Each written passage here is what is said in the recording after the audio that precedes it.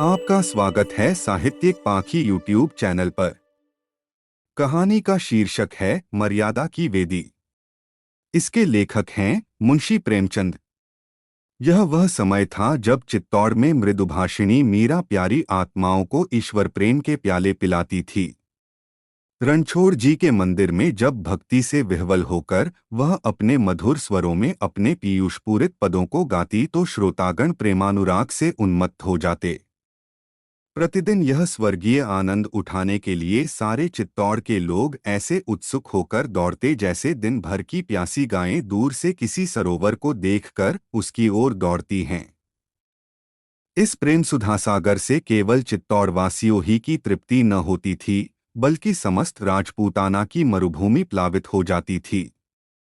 एक बार ऐसा संयोग हुआ कि झालावाड़ के राव साहब और मंदार राज्य के कुमार दोनों ही लावलश्कर के साथ चित्तौड़ आए। राव साहब के साथ राजकुमारी प्रभा भी थी, जिसके रूप और गुण की दूर दूर तक चर्चा थी। यहीं रणछोड़ जी के मंदिर में दोनों की आंखें मिली। प्रेम ने बाण चलाया। राजकुमार सारे दिन उदासीन भाव से शहर की गलियों में घूमा करता। राजकुमारी विरह से व्यथित अपने महल के झरोखों से झांका करती। दोनों व्याकुल होकर संध्या समय मंदिर में आते और यहाँ चंद्र को देखकर कुमुदिनी खिल जाती।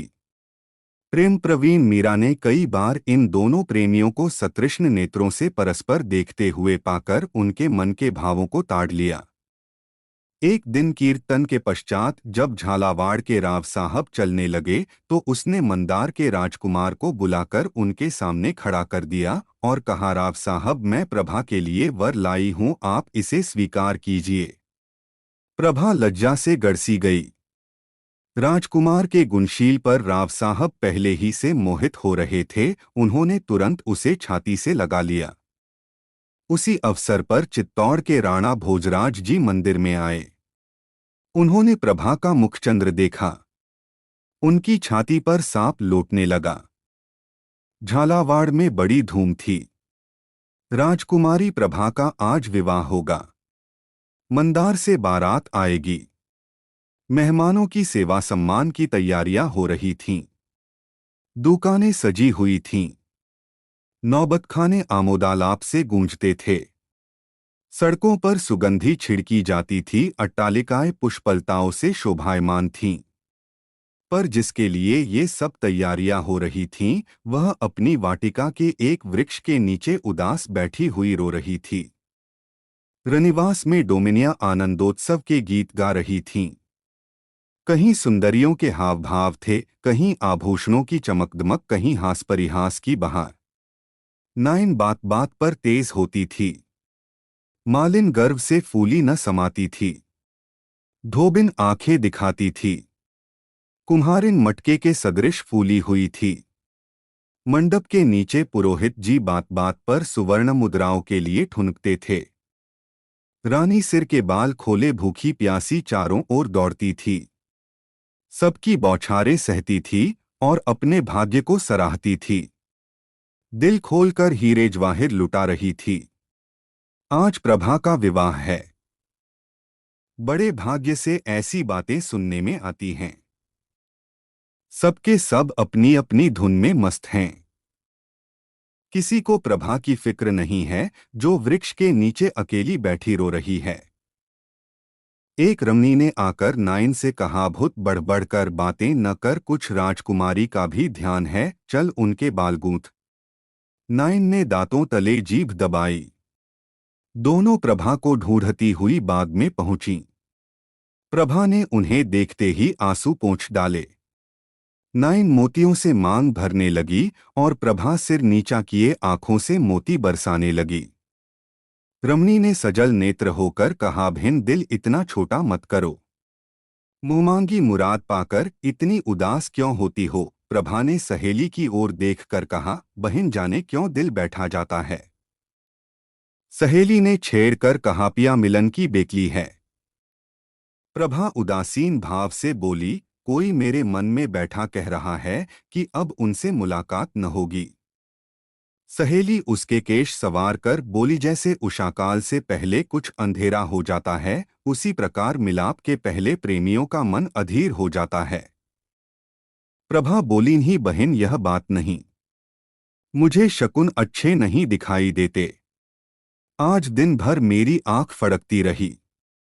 रात को मैंने बुरे स्वप्न देखे हैं। मुझे शंका होती है कि आज अवश्य कोई न कोई विघ्न पड़ने वाला है। तुम राजा भोजराज को जानती हो न? संध्या हो गई। आकाश पर तारों के दीपक जले।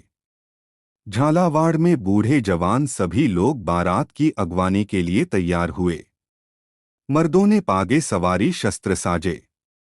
युवतियां श्रृंगार कर गाती बजाती रनिवास की ओर चलीं।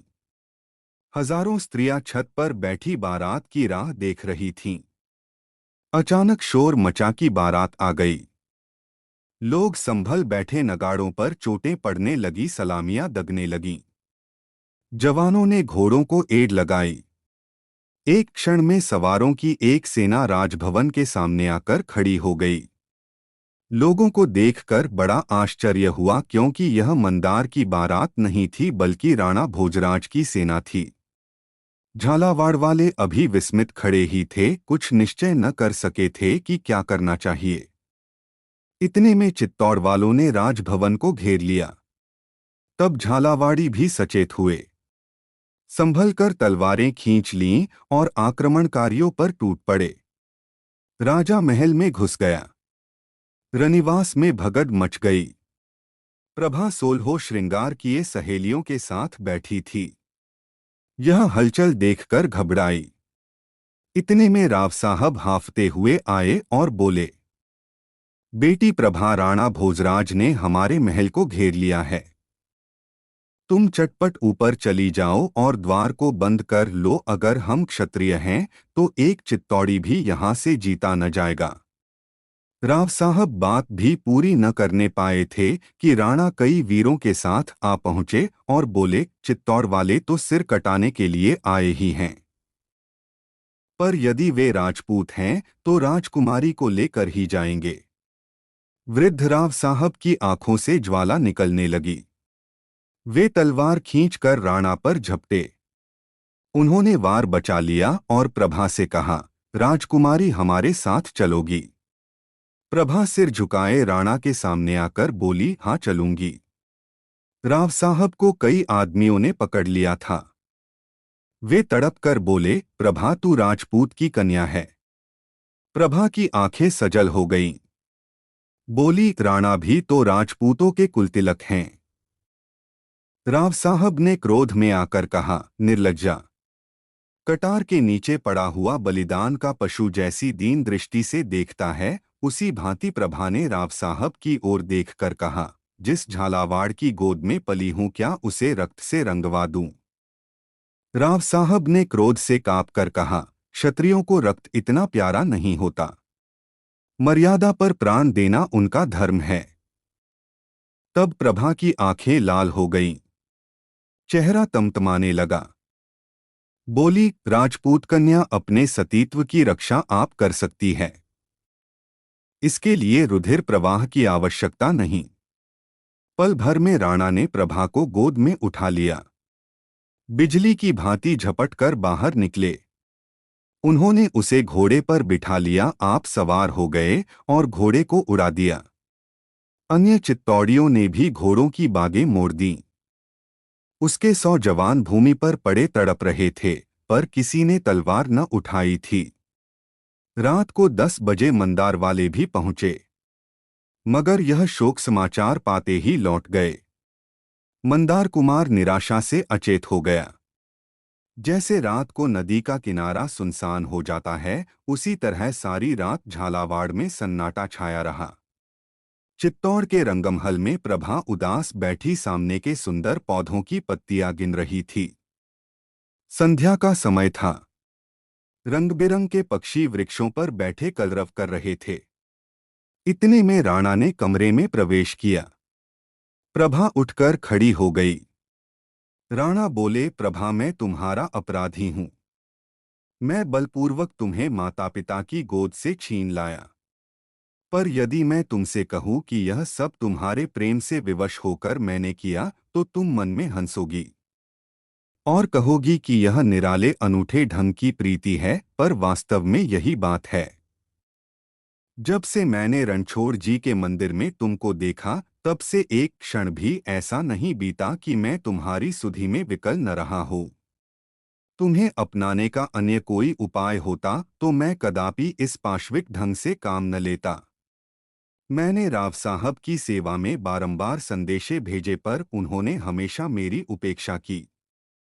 अंत में जब तुम्हारे विवाह की अवधि आ गई और मैंने देखा कि एक ही दिन में तुम दूसरे की प्रेमपात्री हो जाओगी और तुम्हारा ध्यान करना भी मेरी आत्मा को दूषित करेगा, तो लाचार होकर मुझे यह अनीति करनी पड़ी। मैं मानता हूं कि यह सर्वथा मेरी स्वार्थांधता है। मैंने अपने प्रेम के सामने तुम्हारे मनोगत भावों को कुछ न समझा, पर प्रेम स्वयं एक बढ़ी हुई स्वार्थपरता है, जब मनुष्य को अपने प्रियतम के सिवाय और कुछ नहीं सूझता। मुझे पूरा विश्वास था कि मैं अपने विनीत भाव और प्रेम से तुमको अपना लूंगा। प्रभा, प्यास से मरता हुआ मनुष्य यदि किसी गड्ढे में मुंह डाल दे तो वह दंड का भागी नहीं है। मैं प्रेम का प्यासा हूं। मीरा मेरी सहधर्मिणी है। उसका हृदय प्रेम का अगाध सागर है। उसका एक चुल्लू भी मुझे उन्मत्त करने के लिए काफी था। पर जिस हृदय में ईश्वर का वास हो, वहां मेरे लिए स्थान कहाँ। तुम शायद कहोगी कि यदि तुम्हारे सिर पर प्रेम का भूत सवार था तो क्या सारे राजपूताने में स्त्रियां न थीं? निस्संदेह राजपूताने में सुंदरता का अभाव नहीं है, और न चित्तौड़ाधिपति की ओर से विवाह की बातचीत किसी के अनादर का कारण हो सकती है। पर इसका जवाब तुम आप ही हो, इसका दोष तुम्हारे ही ऊपर है। राजस्थान में एक ही चित्तौड़ है, एक ही राणा और एक ही प्रभा। संभव है मेरे भाग्य में प्रेमानंद भोगना न लिखा हो। यह मैं अपने कर्मलेख को मिटाने का थोड़ा सा प्रयत्न कर रहा हूं, परंतु भाग्य के अधीन बैठे रहना पुरुषों का काम नहीं है। मुझे इसमें सफलता होगी या नहीं, इसका फैसला तुम्हारे हाथ है। प्रभा की आंखें जमीन की तरफ थीं और मन फुदकने वाली चिड़िया की भांति इधर-उधर उड़ता फिरता था। वह झालावाड़ को मारकाट से बचाने के लिए राणा के साथ आई थी, मगर राणा के प्रति उसके हृदय में क्रोध की तरंगें उठ रही थीं। उसने सोचा था कि वे यहाँ आएंगे तो उन्हें राजपूत कुलकलंक, अन्यायी, दुराचारी, दुरात्मा, कायर कहकर उनका गर्व चूर-चूर कर दूंगी। उसको विश्वास था कि यह अपमान उनसे न सहा जाएगा और वे मुझे बलात् अपने काबू में लाना चाहेंगे। इस अंतिम समय के लिए उसने अपने हृदय को खूब मजबूत और अपनी कटार को खूब तेज कर रखा था। उसने निश्चय कर लिया था कि इसका एक वार उन पर होगा, दूसरा अपने कलेजे पर, और इस प्रकार यह पापकांड समाप्त हो जाएगा। लेकिन राणा की नम्रता, उनकी करुणात्मक विवेचना और उनके विनीत भाव ने प्रभा को शांत कर दिया। आग पानी से बुझ जाती है। राणा कुछ देर वहां बैठे रहे, फिर उठकर चले गए। प्रभा को चित्तौड़ में रहते 2 महीने गुजर चुके हैं। राणा उसके पास फिर न आए। इस बीच में उनके विचारों में कुछ अंतर हो गया है। झालावाड़ पर आक्रमण होने के पहले मीराबाई को इसकी बिल्कुल खबर न थी। राणा ने इस प्रस्ताव को गुप्त रखा था, किंतु अब मीराबाई प्राय उन्हें इस दुराग्रह पर लज्जित किया करती है। और धीरे धीरे राणा को भी विश्वास होने लगा है कि प्रभा इस तरह काबू में नहीं आ सकती। उन्होंने उसके सुखविलास की सामग्री एकत्र करने में कोई कसर नहीं रख छोड़ी थी, लेकिन प्रभा उनकी तरफ आंख उठाकर भी नहीं देखती। राणा प्रभा की लौंडियों से नित्य का समाचार पूछा करते हैं और उन्हें रोज वही निराशापूर्ण वृत्तांत सुनाई देता है। मुरझाई हुई कली किसी भांति नहीं खिलती। अतएव उनको कभी कभी अपने इस दुस्साहस पर पश्चात्ताप होता है। वे पछताते हैं कि मैंने व्यर्थ ही यह अन्याय किया। लेकिन फिर प्रभा का अनुपम सौंदर्य नेत्रों के सामने आ जाता है। और वह अपने मन को इस विचार से समझा लेते हैं कि एक सगर्वा सुंदरी का प्रेम इतनी जल्दी परिवर्तित नहीं हो सकता। निस्संदेह मेरा मृदु व्यवहार भी कभी न कभी अपना प्रभाव दिखलाएगा। प्रभा सारे दिन अकेली बैठी बैठी उकताती और झुंझलाती थी। उसके विनोद के निमित्त कई गाने वाली स्त्रियां नियुक्त थीं, किंतु रागरंग से उसे अरुचि हो गई। वह प्रतिक्षण चिंताओं में डूबी रहती थी। राणा के नम्र भाषण का प्रभाव अब मिट चुका था और उसकी अमानुषिक वृत्ति अब फिर अपने यथार्थ रूप में दिखाई देने लगी थी। वाक्चतुरता शांतिकारक नहीं होती, वह केवल निरुत्तर कर देती है। प्रभा को अब अपने अवाक हो जाने पर आश्चर्य होता है। उसे राणा की बातों के उत्तर भी सूझने लगे हैं। वह कभी कभी उनसे लड़कर अपनी किस्मत का फैसला करने के लिए विकल हो जाती है। मगर अब वाद विवाद किस काम का, वह सोचती है कि मैं राव साहब की कन्या हूं, पर संसार की दृष्टि में राणा की रानी हो चुकी। अब यदि मैं इस कैद से छूट भी जाऊं तो मेरे लिए कहाँ ठिकाना है, मैं कैसे मुंह दिखाऊंगी। इससे केवल मेरे वंश का ही नहीं वरन समस्त राजपूत जाति का नाम डूब जाएगा। मंदार कुमार मेरे सच्चे प्रेमी हैं, मगर क्या वे मुझे अंगीकार करेंगे? और यदि वे निंदा की परवाह न करके मुझे ग्रहण भी कर लें तो उनका मस्तक सदा के लिए नीचा हो जाएगा और कभी न कभी उनका मन मेरी तरफ से फिर जाएगा। वे मुझे अपने कुल का कलंक समझने लगेंगे। या यहाँ से किसी तरह भाग जाऊं, लेकिन भाग कर जाऊं कहाँ? बाप के घर, वहां अब मेरी पैठ नहीं।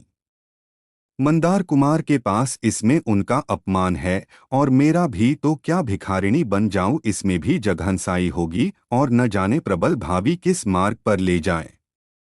एक अबला स्त्री के लिए सुंदरता प्राणघातक यंत्र से कम नहीं। ईश्वर वह दिन न आए कि मैं क्षत्रिय जाति का कलंक बनूं। क्षत्रिय जाति ने मर्यादा के लिए पानी की तरह रक्त बहाया है। उनकी हजारों देवियां पर पुरुष का मुंह देखने के भय से सूखी लकड़ी के समान जल मरी हैं। ईश्वर वह घड़ी न आए कि मेरे कारण किसी राजपूत का सिर लज्जा से नीचा हो, नहीं मैं इसी कैद में मर जाऊंगी। राणा के अन्याय सहूंगी, जलूंगी, मरूंगी, पर इसी घर में। विवाह जिससे होना था हो चुका। हृदय में उसकी उपासना करूंगी, पर कंठ के बाहर उसका नाम न निकालूंगी। एक दिन झुंझलाकर उसने राणा को बुला भेजा। वे आए। उनका चेहरा उतरा था। वे कुछ चिंतित से थे। प्रभा कुछ कहना चाहती थी, पर उनकी सूरत देखकर उसे उन पर दया आ गई। उन्होंने उसे बात करने का अवसर न देकर स्वयं कहना शुरू किया। प्रभा, तुमने आज मुझे बुलाया है, यह मेरा सौभाग्य है। तुमने मेरी सुधि तोली, मगर यह मत समझो कि मैं मृदुवाणी सुनने की आशा लेकर आया हूं। नहीं, मैं जानता हूं जिसके लिए तुमने मुझे बुलाया है। यह लो, तुम्हारा अपराधी तुम्हारे सामने खड़ा है। उसे जो दंड चाहो दो, मुझे अब तक आने का साहस न हुआ। इसका कारण यही दंड भय था। तुम क्षत्रणी हो और क्षत्रणियां क्षमा करना नहीं जानती। झालावाड़ में जब तुम मेरे साथ आने पर स्वयं उद्यत हो गईं तो मैंने उसी क्षण तुम्हारे जौहर परख लिए। मुझे मालूम हो गया कि तुम्हारा हृदय बल और विश्वास से भरा हुआ है। उसे काबू में लाना सहज नहीं। तुम नहीं जानती कि यह एक मास मैंने किस तरह काटा है। तड़पत कर मर रहा हूं, पर जिस तरह शिकारी बिफरी हुई सिंहनी के सम्मुख जाने से डरता है, वही दशा मेरी थी। मैं कई बार आया, यहां तुमको उदास त्योरिया चढ़ाए बैठे देखा। मुझे अंदर पैर रखने का साहस न हुआ, मगर आज मैं बिना बुलाया मेहमान नहीं हूं। तुमने मुझे बुलाया है और तुम्हें अपने मेहमान का स्वागत करना चाहिए। हृदय से न सही जहां अग्नि प्रज्वलित हो वहां ठंडक कहा। बातों ही से सही, अपने भावों को दबाकर ही सही मेहमान का स्वागत करो। संसार में शत्रु का आदर मित्रों से भी अधिक किया जाता है। प्रभा, एक क्षण के लिए क्रोध को शांत करो और मेरे अपराधों पर विचार करो। तुम मेरे ऊपर यही दोषारोपण कर सकती हो कि मैं तुम्हें माता पिता की गोद से छीन लाया। तुम जानती हो कृष्ण भगवान रुक्मिणी को हर लाए थे। राजपूतों में यह कोई नई बात नहीं है। तुम कहोगी इससे झालावाड़ वालों का अपमान हुआ, पर ऐसा कहना कदापि ठीक नहीं। झालावाड़ वालों ने वही किया जो मर्दों का धर्म था। उनका पुरुषार्थ देखकर हम चकित हो गए। यदि वे कृतकार्य नहीं हुए तो यह उनका दोष नहीं है। वीरों की सदैव जीत नहीं होती। हम इसलिए सफल हुए कि हमारी संख्या अधिक थी और इस काम के लिए तैयार होकर गए थे। वे निश्शंक थे, इस कारण उनकी हार हुई। यदि हम वहां से शीघ्र ही प्राण बचाकर भाग न आते तो हमारी गति वही होती जो राव साहब ने कही थी। एक भी चित्तौड़ी न बचता। लेकिन ईश्वर के लिए यह मत सोचो कि मैं अपने अपराध के दूषण को मिटाना चाहता हूं। नहीं, मुझसे अपराध हुआ है और मैं हृदय से उस पर लज्जित हूं। पर अब तो जो कुछ होना था हो चुका। अब इस बिगड़े हुए खेल को मैं तुम्हारे ऊपर छोड़ता हूं। यदि मुझे तुम्हारे हृदय में कोई स्थान मिले तो मैं उसे स्वर्ग समझूंगा। डूबते हुए को तिनके का सहारा भी बहुत है। क्या यह संभव है? प्रभा बोली, नहीं। राणा, झालावाड़ जाना चाहती हो? प्रभा, नहीं। राणा, मंदार के राजकुमार के पास भेज दूं? प्रभा, कदापि नहीं।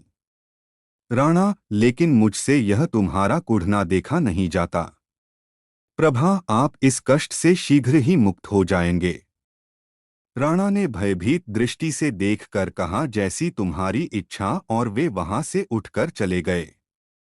10 बजे रात का समय था। रणछोड़ जी के मंदिर में कीर्तन समाप्त हो चुका था और वैष्णव साधु बैठे हुए प्रसाद पा रहे थे। मीरा स्वयं अपने हाथ से थाल ला लाकर उनके आगे रखती थी। साधुओं और अभ्यागतों के आदर सत्कार में उस देवी को आत्मिक आनंद प्राप्त होता था। साधुगण जिस प्रेम से भोजन करते थे, उससे यह शंका होती थी कि स्वादपूर्ण वस्तुओं में कहीं भक्तिभजन से भी अधिक सुख तो नहीं है। यह सिद्ध हो चुका है कि ईश्वर की दी हुई वस्तुओं का सदुपयोग ही ईश्वरोपासना की मुख्य रीति है। इसीलिए ये महात्मा लोग उपासना के ऐसे अच्छे अवसरों को क्यों खोते, वे कभी पेट पर हाथ फेरते और कभी आसन बदलते थे। मुंह से नहीं कहना तो वे घोर पाप के समान समझते थे। यह भी मानी हुई बात है कि जैसी वस्तुओं का हम सेवन करते हैं, वैसी ही आत्मा भी बनती है। इसलिए वे महात्मागण घी और खोए से उदर को खूब भर रहे थे। पर उन्हीं में एक महात्मा ऐसे भी थे जो आंखें बंद किए ध्यान में मग्न थे। थाल की ओर ताकते भी न थे। इनका नाम प्रेमानंद था। ये आज ही आए थे। इनके चेहरे पर कांति झलकती थी। अन्य साधु खाकर उठ गए, परंतु उन्होंने थाल छुआ भी नहीं। मीरा ने हाथ जोड़कर कहा, महाराज, आपने प्रसाद को छुआ भी नहीं। दासी से कोई अपराध तो नहीं हुआ? साधु, नहीं, इच्छा नहीं थी। मीरा, पर मेरी विनय आपको माननी पड़ेगी। साधु, मैं तुम्हारी आज्ञा का पालन करूंगा तो तुमको भी मेरी एक बात माननी होगी। मीरा, कहिए, क्या आज्ञा है? साधु, माननी पड़ेगी। मीरा, मानूंगी। साधु, वचन देती हो? मीरा, वचन देती हूं, आप प्रसाद पाएं। मीराबाई ने समझा था कि साधु कोई मंदिर बनवाने या कोई यज्ञ पूर्ण करा देने की याचना करेगा। ऐसी बातें नित्य प्रति हुआ ही करती थीं। और मीरा का सर्वस्व साधु सेवा के लिए अर्पित था, परंतु उसके लिए साधु ने ऐसी कोई याचना न की। वह मीरा के कानों के पास मुंह ले जाकर बोला, आज 2 घंटे के बाद राजभवन का चोर दरवाजा खोल देना। मीरा विस्मित होकर बोली, आप कौन हैं? साधु, मंदार का राजकुमार। मीरा ने राजकुमार को सिर से पांव तक देखा। नेत्रों में आदर की जगह घृणा थी। कहा, राजपूत यूं छल नहीं करते। राजकुमार, यह नियम उस अवस्था के लिए है जब दोनों पक्ष समान शक्ति रखते हों। मीरा, ऐसा नहीं हो सकता। राजकुमार, आपने वचन दिया है, उसका पालन करना होगा। मीरा, महाराज की आज्ञा के सामने मेरे वचन का कोई महत्व नहीं। राजकुमार, मैं यह कुछ नहीं जानता। यदि आपको अपने वचन की कुछ भी मर्यादा रखनी है तो उसे पूरा कीजिए। मीरा, सोचकर, महल में जाकर क्या करोगे? राजकुमार, नई रानी से दो दो बातें। मीरा चिंता में विलीन हो गई। एक तरफ राणा की कड़ी आज्ञा थी और दूसरी तरफ अपना वचन और उसका पालन करने का परिणाम। कितनी ही पौराणिक घटनाएं उसके सामने आ रही थीं। दशरथ ने वचन पालने के लिए अपने प्रिय पुत्र को वनवास दे दिया। मैं वचन दे चुकी हूं, उसे पूरा करना मेरा परम धर्म है, लेकिन पति की आज्ञा को कैसे तोड़ूं? यदि उनकी आज्ञा के विरुद्ध करती हूं तो लोक और परलोक दोनों बिगड़ते हैं।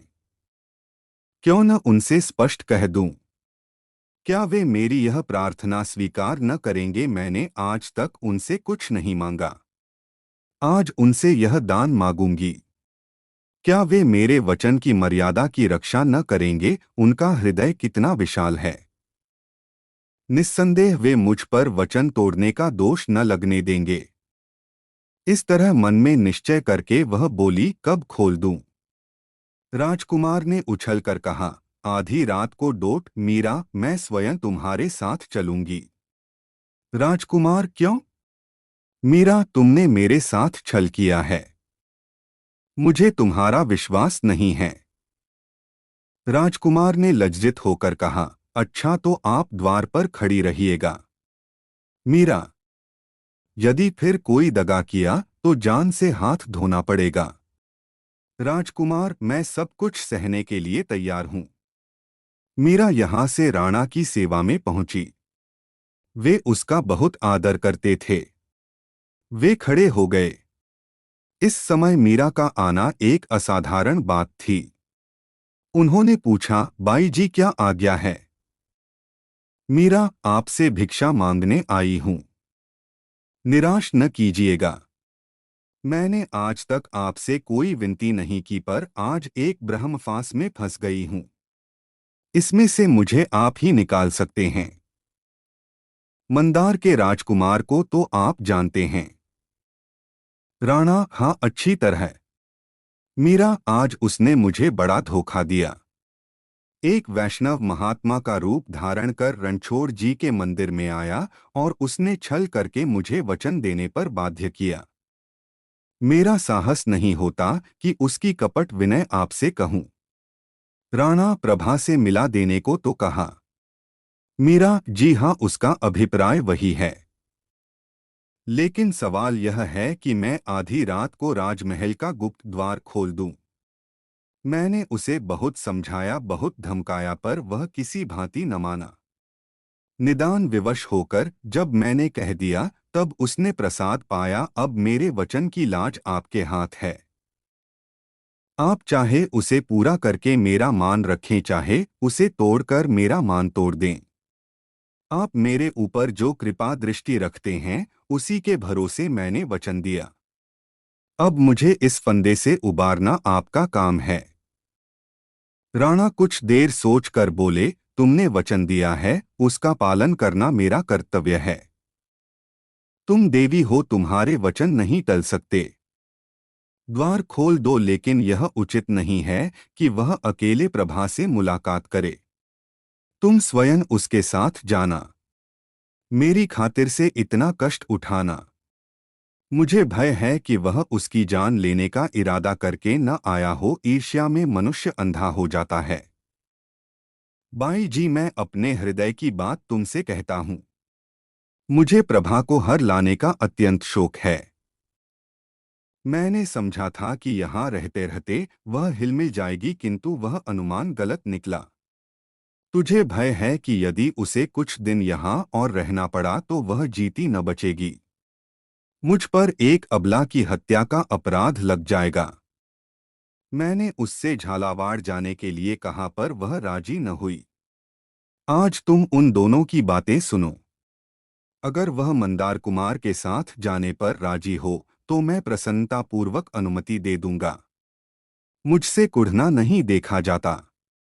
ईश्वर इस सुंदरी का हृदय मेरी ओर फेर देता तो मेरा जीवन सफल हो जाता। किंतु जब यह सुख भाग्य में लिखा ही नहीं है तो क्या वश है। मैंने तुमसे ये बातें कहीं, इसके लिए मुझे क्षमा करना। तुम्हारे पवित्र हृदय में ऐसे विषयों के लिए स्थान कहा। मीरा ने आकाश की ओर संकोच से देखकर कहा, तो मुझे आज्ञा है, मैं चोरद्वार खोल दूं। राणा, तुम इस घर की स्वामिनी हो, मुझसे पूछने की जरूरत नहीं। मीरा राणा को प्रणाम कर चली गई। आधी रात बीत चुकी थी। प्रभा चुपचाप बैठी दीपक की ओर देख रही थी और सोचती थी, इसके घुलने से प्रकाश होता है। यह बत्ती अगर जलती है तो दूसरों को लाभ पहुंचाती है। मेरे जलने से किसी को क्या लाभ, मैं क्यों घुलूं, मेरे जीने की जरूरत है। उसने फिर खिड़की से सिर निकालकर आकाश की तरफ देखा। काले पट पर उज्ज्वल तारे जगमगा रहे थे। प्रभा ने सोचा, मेरे अंधकारमय भाग्य में ये दीप्तिमान तारे कहाँ हैं? मेरे लिए जीवन के सुख कहाँ हैं? क्या रोने के लिए जीव, ऐसे जीने से क्या लाभ, और जीने में उपहास भी तो है। मेरे मन का हाल कौन जानता है, संसार मेरी निंदा करता होगा। झालावाड़ की स्त्रियां मेरे मृत्यु के शुभ समाचार सुनने की प्रतीक्षा कर रही होंगी। मेरी प्रिय माता लज्जा से आंखें न उठा सकती होंगी। लेकिन जिस समय मेरे मरने की खबर मिलेगी, गर्व से उनका मस्तक ऊंचा हो जाएगा। यह बेहयाई का जीना है। ऐसे जीने से मरना कहीं उत्तम है। प्रभा ने तकिए के नीचे से एक चमकती हुई कटार निकाली। उसके हाथ कांप रहे थे। उसने कटार की तरफ आंखें जमाईं। हृदय को उसके अभिवादन के लिए मजबूत किया। हाथ उठाया किंतु हाथ न उठा, आत्मा दृढ़ न थी। आंखें झपक गईं। सिर में चक्कर आ गया। कटार हाथ से छूटकर जमीन पर गिर पड़ी। प्रभा क्रुद्ध होकर सोचने लगी, क्या मैं वास्तव में निर्लज्ज हूं? मैं राजपूतनी होकर मरने से डरती हूं। मान मर्यादा खोकर बेहया लोग ही जिया करते हैं। वह कौन सी आकांक्षा है जिसने मेरी आत्मा को इतना निर्बल बना रखा है? क्या राणा की मीठी मीठी बातें? राणा मेरे शत्रु हैं। उन्होंने मुझे पशु समझ रखा है, जिसे फंसाने के पश्चात हम पिंजरे में बंद करके हिलाते हैं। उन्होंने मेरे मन को अपनी वाक मधुरता का क्रीड़ास्थल समझ लिया है। वे इस तरह घुमा घुमा कर बातें करते हैं और मेरी तरफ से युक्तियां निकालकर उनका ऐसा उत्तर देते हैं कि जबान ही बंद हो जाती है। हाय! निर्दयी ने मेरा जीवन नष्ट कर दिया और मुझे यूं खिलाता है। क्या इसीलिए जीव की उसके कपट भावों का खिलौना बनूं? फिर वह कौन सी अभिलाषा है? क्या राजकुमार का प्रेम? उनकी तो अब कल्पना ही मेरे लिए घोर पाप है। मैं अब उस देवता के योग्य नहीं हूं प्रियतम। बहुत दिन हुए मैंने तुमको हृदय से निकाल दिया। तुम भी मुझे दिल से निकाल डालो। मृत्यु के सिवाय अब कहीं मेरा ठिकाना नहीं है। शंकर, मेरी निर्बल आत्मा को शक्ति प्रदान करो। मुझे कर्तव्य पालन का बल दो। प्रभा ने फिर कटार निकाली। इच्छा दृढ़ थी। हाथ उठा और निकट था कि कटार उसके शोकातुर हृदय में चुभ जाए कि इतने में किसी के पाँव की आहट सुनाई दी। उसने चौंक कर सहमी दृष्टि से देखा। मंदार कुमार धीरे धीरे पैर दबाता हुआ कमरे में दाखिल हुआ। प्रभा उसे देखते ही चौंक पड़ी। उसने कटार को छिपा लिया। राजकुमार को देखकर उसे आनंद की जगह रोमांचकारी भय उत्पन्न हुआ। यदि किसी को जरा भी संदेह हो गया तो इनका प्राण बचना कठिन है। इनको तुरंत यहां से निकल जाना चाहिए। यदि इन्हें बातें करने का अवसर दूं तो विलंब होगा और फिर ये अवश्य ही फंस जाएंगे। राणा इन्हें कदापि न छोड़ेंगे। ये विचार वायु और बिजली की तीव्रता के साथ उसके मस्तिष्क में दौड़े। वह तीव्र स्वर में बोली, भीतर मत आओ। राजकुमार ने पूछा, मुझे पहचाना नहीं? प्रभा, खूब पहचान लिया, किंतु यह बातें करने का समय नहीं है। राणा तुम्हारी घात में हैं। अभी यहां से चले जाओ। राजकुमार ने एक पग और आगे बढ़ाया और निर्भीकता से कहा, प्रभा तुम मुझसे निष्ठुरता करती हो। प्रभा ने धमका कर कहा, तुम यहाँ ठहरोगे तो मैं शोर मचा दूंगी। राजकुमार ने उद्दंडता से उत्तर दिया, इसका मुझे भय नहीं। मैं अपनी जान हथेली पर रखकर आया हूं। आज दोनों में से एक का अंत हो जाएगा। या तो राणा रहेंगे या मैं रहूंगा। तुम मेरे साथ चलोगी? प्रभा ने दृढ़ता से कहा, नहीं। राजकुमार व्यंग्य भाव से बोला, क्यों, क्या चित्तौड़ की जलवायु पसंद आ गई? प्रभा ने राजकुमार की ओर तिरस्कृत नेत्रों से देखकर कहा, संसार में अपनी सब आशाएं पूरी नहीं होती। जिस तरह यहाँ मैं अपना जीवन काट रही हूँ वह मैं ही जानती हूँ, किंतु लोकनिंदा भी तो कोई चीज है। संसार की दृष्टि में मैं चित्तौड़ की रानी हो चुकी। अब राणा जिस भांति रखें उसी भांति रहूंगी।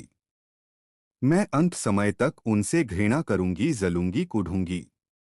जब जलन न सही जाएगी तो विष खा लूंगी या छाती में कटार मारकर मर जाऊंगी, लेकिन इसी भवन में, इस घर के बाहर कदापि पैर न रखूंगी। राजकुमार के मन में संदेह हुआ कि प्रभा पर राणा का वशीकरण मंत्र चल गया। यह मुझसे छल कर रही है। प्रेम की जगह ईर्ष्या पैदा हुई। वह उसी भाव से बोला, और यदि मैं यहां से उठा ले जाऊं? प्रभा के तीवर बदल गए। बोली, तो मैं वही करूंगी जो ऐसी अवस्था में क्षत्रियां किया करती हैं। अपने गले में छुरी मार लूंगी या तुम्हारे गले में। राजकुमार एक पग और आगे बढ़ाकर यह कटुवाक्य बोला, राणा के साथ तो तुम खुशी से चली आई। उस समय छुरी कहाँ गई थी? प्रभा को यह शब्द शर्सा लगा। वह तिलमिला कर बोली, उस समय इसी छुरी के एक वार से खून की नदी बहने लगती।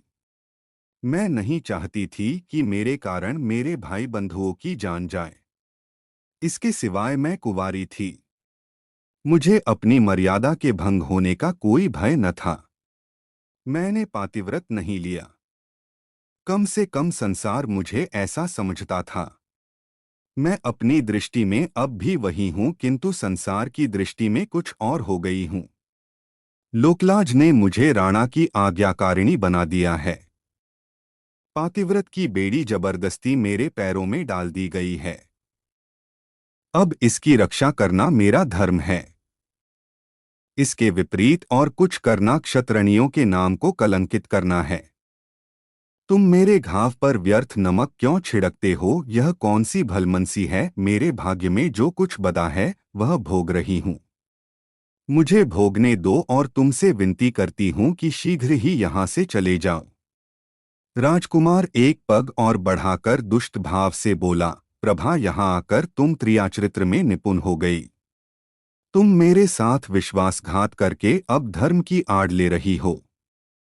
तुमने मेरे प्रणय को पैरों तले कुचल दिया और अब मर्यादा का बहाना ढूंढ रही हो। मैं इन नेत्रों से राणा को तुम्हारे सौंदर्य पुष्प का भ्रमर बनते नहीं देख सकता। मेरी कामनाएं मिट्टी में मिलती हैं तो तुम्हें लेकर जाएंगी। मेरा जीवन नष्ट होता है तो उसके पहले तुम्हारे जीवन का भी अंत होगा। तुम्हारी बेवफाई का यही दंड है। बोलो, क्या निश्चय करती हो? इस समय मेरे साथ चलती हो या नहीं? किले के बाहर मेरे आदमी खड़े हैं। प्रभा ने निर्भयता से कहा, नहीं। राजकुमार, सोच लो, नहीं तो पछताओगी। प्रभा, खूब सोच लिया। राजकुमार ने तलवार खींच ली और वह प्रभा की तरफ लपके।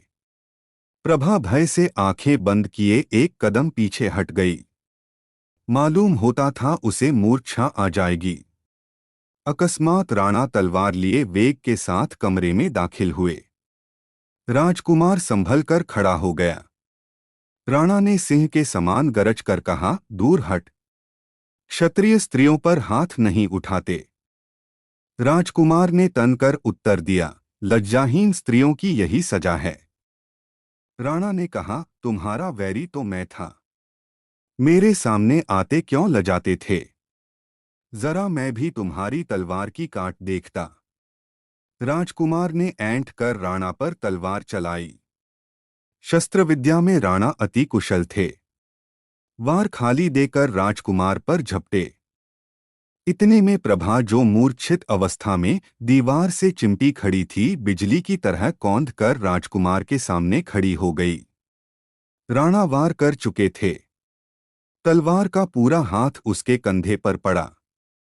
रक्त की फुहार छूटने लगी।